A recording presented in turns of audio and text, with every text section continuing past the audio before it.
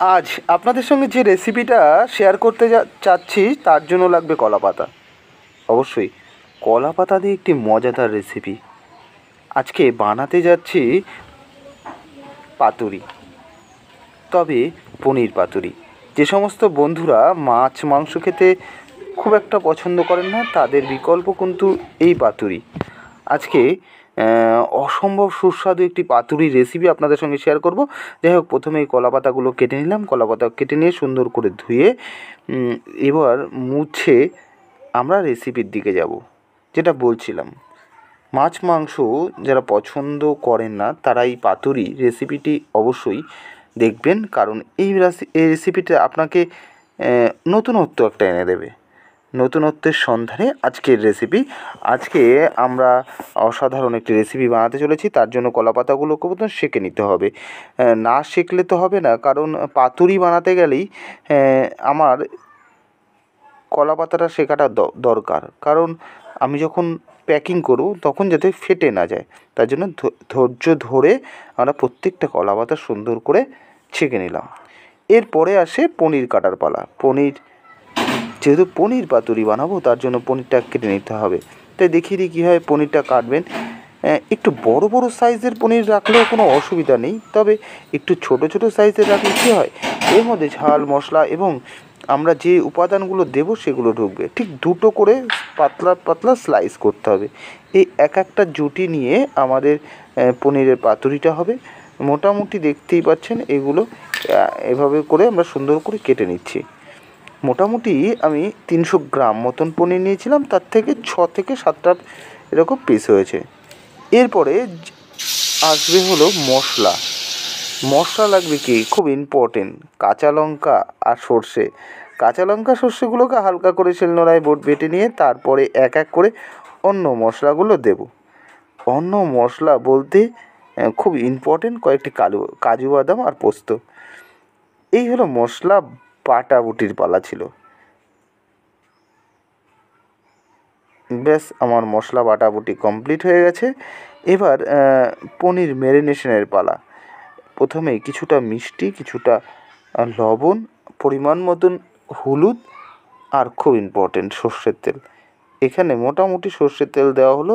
আর খুব গুরুত্বপূর্ণ উপাদান টক দই। টক দই ছাড়া কিন্তু হবে না। এবার আলতো হাতে সমস্ত মশলাটাকে ভালো করে ম্যারিনেশন করতে হবে।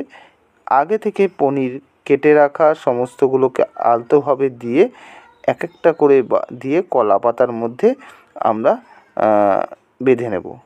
দেখুন অনেকটা এরকম হবে।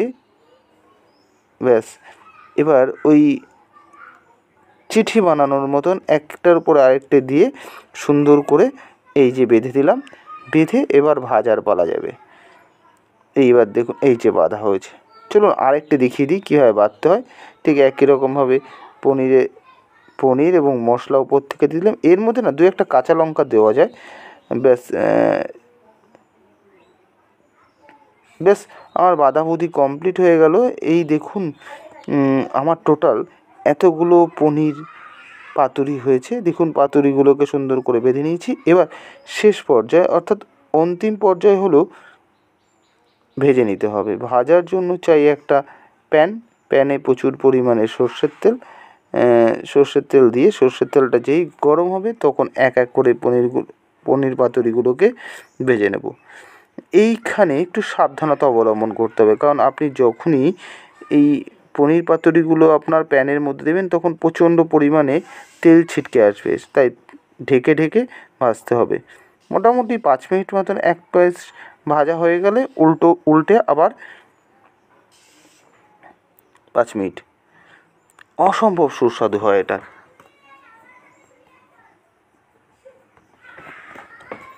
ব্যাস দেখুন মোটামুটি যখন ঢাকা দেওয়া ছিল না তখন এক একটি পনির পাতুরি বেশ ফুলে যাচ্ছিল। ব্যাস ভাজাভুজি কমপ্লিট, এবার নামিয়ে নিই।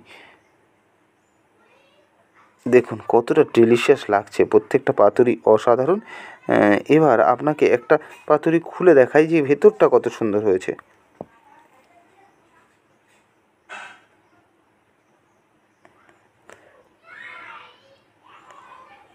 একটা খুলে আপনার সঙ্গে একটু শেয়ার করি কেমন হয়েছে ভেতরের পাতুরিটা।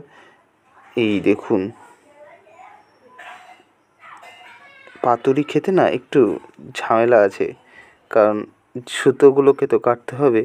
সুতোগুলো কেটে কুটে নিয়েছি। এই যে আমার ফাইনাল এবং অন্তিম ডেকোরেশন।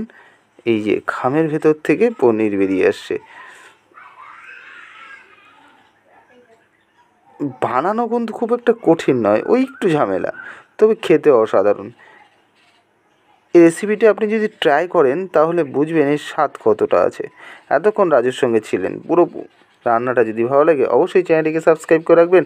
ফিরে আসছি নতুন একটি রান্না নিয়ে।